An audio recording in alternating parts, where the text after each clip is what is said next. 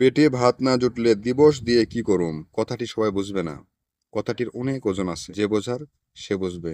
যে নিজের চোখে দেখছে শ্রমিকদের কষ্ট, তারাই শুধু বুঝবে, তারা ছাড়া কেউ বুঝবে না। শ্রমিক ভাইয়েরা, আপনাদের মে দিবসের পক্ষ থেকে শুভেচ্ছা জানাই।